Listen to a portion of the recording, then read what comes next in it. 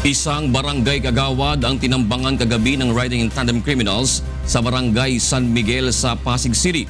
Iniimbestigahan pa ng mga otoridad kung may kinalaman sa illegal na droga ang krimen.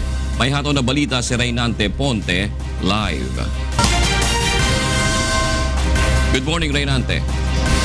June, tatad ng tama nga ng bala ang sasakyan at ang biktima nga 37 anyos na kagawad na si Randy Ilagan matapos ng itong pagbabarilin ng mga sakay ng motorsiklo kagabi sa Pasig City.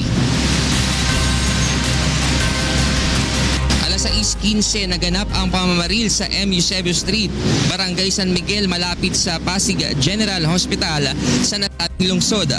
Ayon sa inisyal na investigasyon ng Pasig Police, habang nagmamaneho ang biktima sa kanyang sasakyang Mitsubishi Montero papuntang floodway, nang nilapitan ito ng hindi pa nakikilalang mga sospek na sakay ng dalawang motorsiklo at pinagbabaril ito ng maraming beses.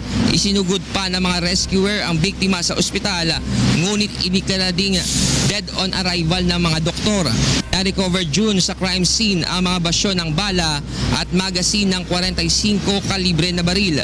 Sinubukan naman namin kunin ang pahayag ng mga kaanak nito, ngunit tumanggi na nga magsalita. Ayon naman sa nakakita sa insidente, naka-helmet at naka-bonnet ang mga sospek at mabilis na tumakas sa lugar.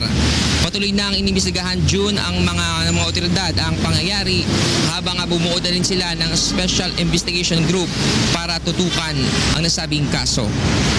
Mula sa Pasig City, balik sa iyo, June. Maraming salamat, Reynante Ponte.